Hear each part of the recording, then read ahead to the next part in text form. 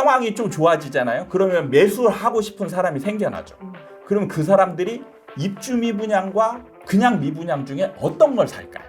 그냥 미분양이에요. 그렇죠. 그냥 미분양을 사는 거예요. 분양권일 때. 그러니까 실거주를 할 사람이면 분양권을 사는 게 아니고 입주 미분양 중엔 할인하는 것도 많아요. 싸고 네. 입주도 빨리 할 수 있잖아요. 그럼 내가 실거주면 딱 계획된 상태에서 뭔가를 할 수 있잖아요.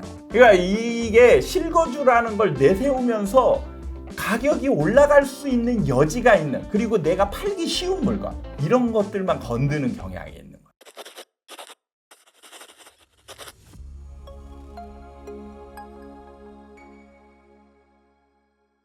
반갑습니다. 아파트 사이클 연구소 소장 이현철입니다. 김나은입니다.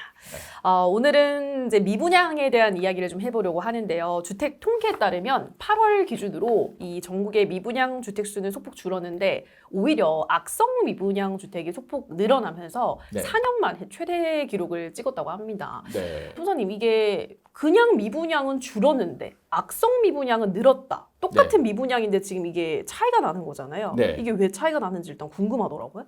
여러분, 좋아요 눌러주세요. 그럼 제가 한번 여쭤볼게요. 네. 악성 미분양이 뭘까요?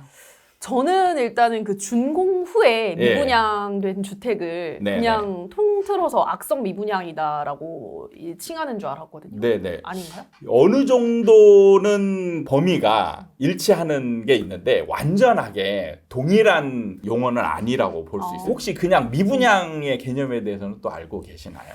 그냥 미분양은 이 네. 준공되기 전에 안 팔리는 네. 주택을 미분양 주택이라고 하는 거 아닌가요? 그러니까 준공. 준공의 저는 우리가 네. 미분양과 저는 준공 후 미분양을 나뉘는 줄 알았거든요. 사실 이제 미분양이라는 거는 정확한 개념으로 하자면 안 팔린 거죠. 그렇죠. 분양이 안 된 이걸 얘기를 하기 때문에 가장 큰 개념이에요.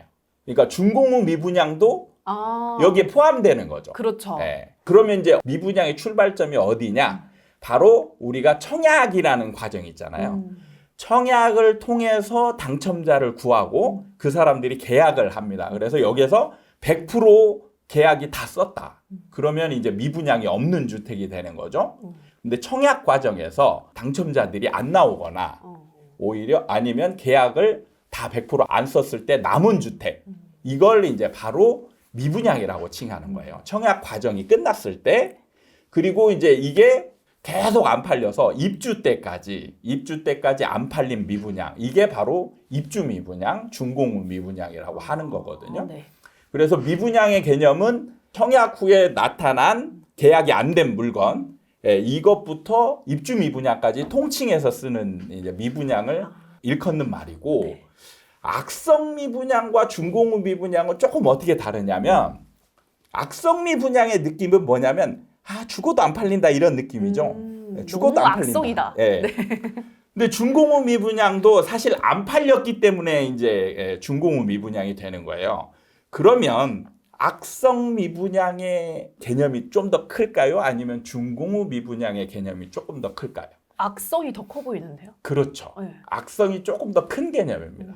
그러니까 미분양이 되고 나서도 한 2, 3년 동안 안 팔린 물건. 2, 3년까지. 그죠. 집을 짓는 기간이 한 3년 보통 걸리잖아요. 네. 그런데 입주를 하면은 3년이 지난 거예요. 근데 한 2, 3년 안에 이 분양권 단계에 있는 이 미분양은 그냥 미분양으로 칭하기에는 그래도 얘는 안 팔리는 거잖아요. 그래서 이제 얘를 악성 미분양이라고 하는 거예요. 그래서 이제 악성 미분양은 좀 더 안 팔린 느낌, 이런 거를 포함하기 때문에 준공 후 미분양보다는 조금 더 범위가 큰 개념으로 이해하시면 좋을 것 같은데, 지금 악성 미분양, 이른바 준공 후 미분양은 늘고 있는데 그렇죠. 일반 미분양은 줄었다. 네. 이건 왜 일어나냐? 첫 번째 이유는 뭐냐면 시장 상황이 조금 일시적으로 좋아졌을 때 일어나는 상황입니다. 일시적으로. 그렇죠. 우리가 흔히 얘기하는 반등, 이런 개념이 생겼을 때 보통 일어나는 현상인데, 왜 그러냐면 그 준공 후 미분양과 일반 미분양의 그 사람들이 대하는 그 느낌 그리고 접하는 태도 이걸 봤을 때 입주 미분양 굉장히 무거워요. 그리고 부담스러워요. 그리고 분양권인 상태, 미분양인 상태는 굉장히 가볍습니다. 그러다 보니까 상황이 좀 좋아지잖아요. 그러면 매수하고 싶은 사람이 생겨나죠. 그럼 그 사람들이 입주 미분양과 그냥 미분양 중에 어떤 걸 살까요? 그냥 미분양이요. 그렇죠. 그냥 미분양을 사는 거예요. 분양권일 때. 왜냐하면 자기 돈이 들어가는 돈이 작거든요. 그리고 자금 계획을 오랫동안 세울 수 있는 장점이 있어요. 그때 상황이 변하면 팔고 나올 수도 있고.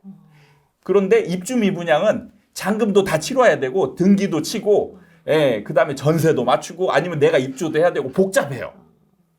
그래서 시장 상황이 약간 좋아졌을 때 분양권을 사기 때문에 분양권의 숫자는 좀 줄어들고 입주 미분양 상태, 악성 미분양으로 되는 것들은 사람들이 건들질 않기 때문에 계속 늘어나는 추세로 가는 첫 번째 이유가 될 수가 있어요. 아, 네. 시장 상황이 일시적으로 조금 좋아지게 되면은 그냥 미분양권인 상태, 분양권 같은 경우는 가격, 자금 부담이 좀 덜하기 때문에 네. 사람들이 사게 되지만 이게 입주 미분양 같은 경우는 너무 이 매수자들이 다가가기에 좀 부담스러운 측면이 있기 때문에 네. 그 차이가 난다는 네, 말씀이시군요. 예. 그게 이제 첫 번째 이유고 예. 두 번째 이유 같은 경우는 시장 상황이 크게 변하지 않았는데 신규 분양 현장이 줄어들면 이런 현상이 생깁니다.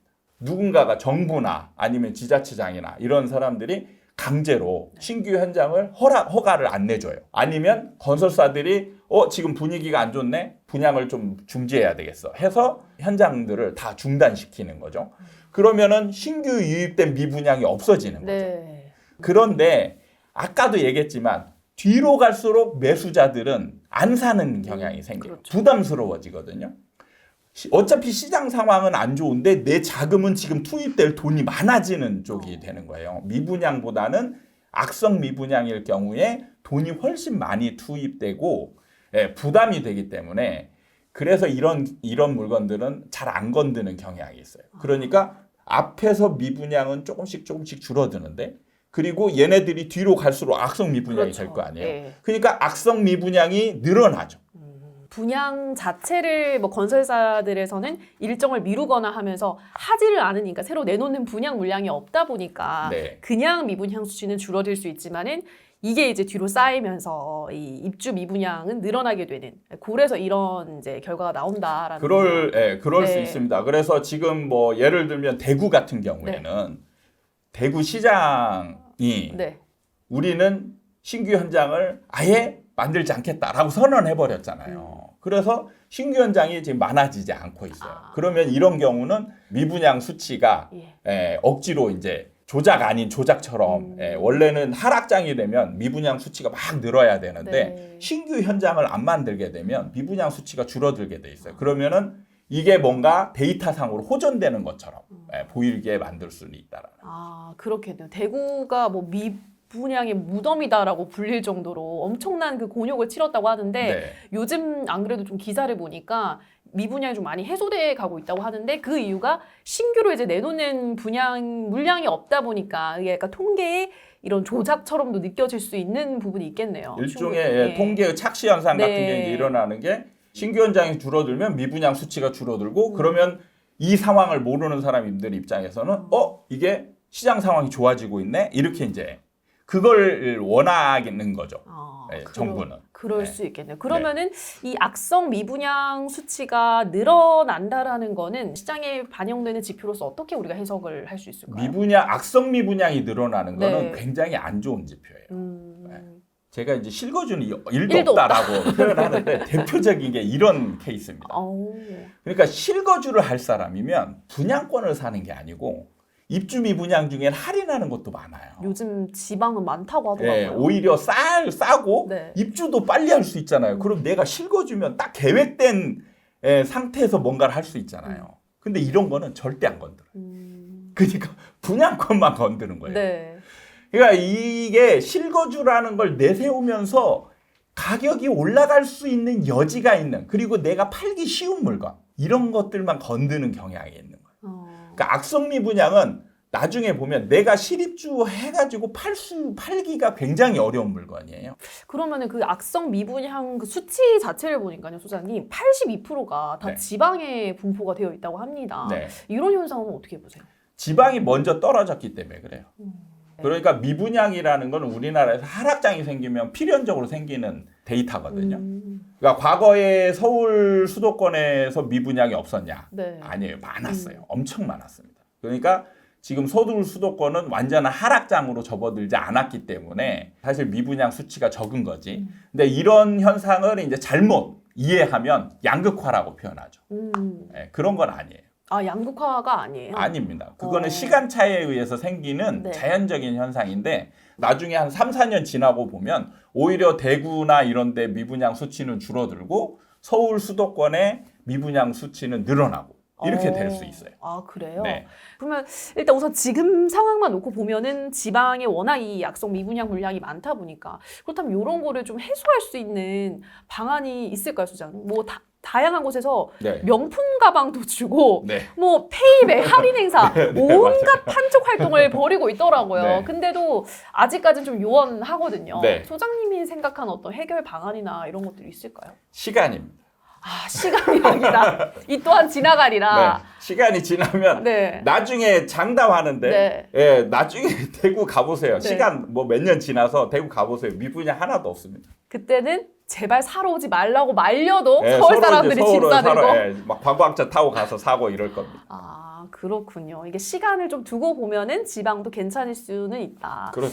근데 아직까지는 상황이 아닌데 그럼 소장님 보시기에는 어느 정도 좀 시간이 필요하다고 보시나요? 부동산은 시간이 꽤 길어요. 아, 꽤 깁니다. 그래요? 그러니까 전체 사이클을 보자면 지금 이번 서울 수도권 같은 경우는 한 15년, 15년 정도 사이클이 한 사이클이에요. 아, 상승과 하락의 한 그렇죠. 사이클이. 예.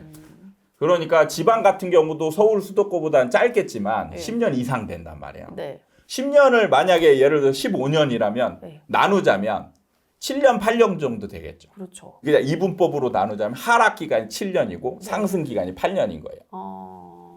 그러니까 그러니까 하락 기간을 어느 정도는 겪어야 되는 거예요. 아직 조금 더 몇 년은 우리가 여유를 가지고 기다리자라는 말씀이신 거예요. 그렇죠. 그렇군요. 알겠습니다. 저는 이제 이 지방에 있는 미분양 물량이 과연 해소가 될 수 있을까? 워낙 좀 지방 상황이 안 좋다 보니까 그런 그 걱정 아닌 걱정을 제가 감히 해봤는데 소장님 얘기 들으니까 꼭 그럴 필요는 전혀 없겠다는 생각이 이게 들어요. 과거에 똑같은 패턴이 있었던 게 어. 제가 이제 분양 일을 시작한 게 네. 분양을 제가 이제 직접 판매를 했었잖아요. 네. 그게 2010년, 11년쯤인데 제 앞선 선배들이 예. 다 대구에 있었어요. 아. 대구에서 숙소 생활하면서 미분양 물건을 엄청 팔고 올라온 거예요. 그러니까 이 사람들은 2008년, 9년, 10년 네. 이쯤에서 대구에서 미분양을 팔고 다 팔고 올라온 거예요. 서울로. 그러니까 이때 서울로 올라왔는데 서울에 미분양들이 널려 있었어요. 서울 수도권에. 그래서 제가 미분양만 판 게 2010년부터 2016년, 7년까지 미분양을 팔았어요. 서울 수도권에서. 서울 수도권에서요. 그렇죠. 아까운 시기네요. 그때 그걸 다 샀더라면. 그러니까 이게 사실 반복되는 거예요. 그렇네요. 지금 대구가 그 시기에도 먼저 하락해가지고 미분양이 많았었고 팔린 이후에 대구는 2010년, 11년부터 미친 듯이 올라갔거든. 맞아요. 근데 사람들은 그런 얘기를 안 한단 말이에요. 지방은 뭔가 무너져가는 도시처럼 얘기를 네. 한단 말이에요. 알겠습니다. 그러면 우리가 좀 시간을 두고 봐야 한다고 했으니까 지금 지방에 있는 미분양 물량들을 지금 좀 괜찮아 보이는 것들 선점하는 그런 전략은 어떻게 보세요? 선점하는 거는 좀 위험합니다. 왜요? 왜냐하면 네. 미분양이라는 거는 팔려야 올라가거든요. 내가 먼저 들어가는 건 좀 위험하다. 그렇죠. 여러분이 이제 팔릴지 안 팔릴지 모르고 내가 선점해서 뭐 미리 욕심을 걸고 들어갔는데 안 팔릴 수도 있어요. 그러니까 서울 수도권에서도 2020년까지 안 팔린 미분양이 있었습니다. 그럼 이런 아파트는 안 오르겠죠. 네. 안 올라요. 다른 거 다 오르는데 이 아파트만 안 오르는 거예요. 그러니까 미분양 아파트가 할인하니까 욕심 나는데 이런 식으로 접근해가지고 매매를 하다가는 이게 전제 조건이 있는데 근데 전제 조건은 저도 모르는 거예요. 다 다 팔려야 되는데 언제 팔릴지 몰라요. 그 정보를 알 수가 없잖아요. 이게 얼마나 팔려나갔는지 물어보면 네, 그거는 이제 정보도 있지만 네. 사실은 영업을 어떻게 하느냐 이런 거에 따라서 또 다 달라져요. 네, 거기에 막 영업을 잘하는 사람들이 가느냐 아니면 영업을 어설프게 하는 사람들이 가느냐 그런 거에 따라서 이 팔리는 정도가 또 다르거든. 네. 그러니까 그런 거는 변수가 너무 많은 거예요. 우리가 예측이 불가능한 물건을 자꾸 건들면 물리는 기간이 네, 나오죠. 물리는 그쵸. 기간이 길면 선점한 의미가 없잖아요. 네. 예, 그런 거는 이제 조심하셔야 돼요. 그러면 이제 미분양 물량을 좀 선점하려는 전략보다는 어느 정도 이제 다 해소가 미분양 좀 해소되고 나서 그때 들어가도 늦지 않다. 그때 가면 또 여러분이 아쉬운 게 또 많을 거예요. 네. 내가 좋아하는 물건이 안 남아있죠. 그치. 로얄층이 이제 다 팔리니까. 네. 이제 팔아본 경험에 의하면 층이 좋은 거부터 네, 이제 나가니까. 쭉 팔리고 나중에 맨 마지막에 남은 거는 이제 2, 3층. 네.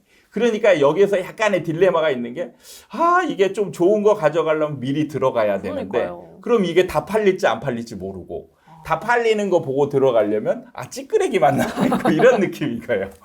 어떻게 해요, 그러면은? 그냥 일반 물건을 사시면 그래요? 됩니다. 굳이 미분양 물량을 어떻게 내가 좀 좋은 가격에 좋은 걸 선점해볼까 하고 머리를 싸매고 고민하지 말고 네. 그냥 일반 물건을 사면 그렇죠. 된다, 네. 필요하면. 명쾌하네요, 소장님의 네. 의견이. 알겠습니다. 소장님 잠깐만요. 근데 제가 네. 아까 질문을 못한 게 하나 있는 것 같아요. 그 준공 미분양 주택 중에서 네. 후분양 주택들도 있지 않나요? 맞다. 응. 진짜 맞네. 네, 그거를 정색한데요. 그게 진짜 큰일 날 뻔했네요. 응. 이게 후분양을 하게 되면 바로 준공 후 분양으로 되는 거거든요. 그렇죠. 그랬을 때 분양이 다 안 되면 그냥 바로 일반 분양이 되는데 일반 분양이면서 준공 후 미분양이 되는 경우가 있어요. 그래서 더 분리해야 될 필요가 있는 거예요. 악성 미분양하고. 그렇네요. 그러니까 우리가 악성 미분양은 곧 준공 후 미분양이다라고 생각하면 안 되는 게 준공 후 미분양인데 일부러 늦게 분양해서 그냥 일반 미분양인 거예요. 이런 걸 시기도 별로 안 냈는데 준공 후 미분양이라고 해서 악성 미분양이라고 분류하는 건 말이 안 되는 거잖아요. 그렇죠. 네. 그래서 저도 이제 그래서 이걸 분류하려고 네. 노력했던 건데 아주 좋은 질문을 했어요. 질문을 해주신 것 같은데 네. 지금 이걸 놓치고 간 게 네. 사실 이제 이거 다시 찍어서 넣어야 되잖아요. 네. 그렇게 해야 될 거예요. 알겠습니다.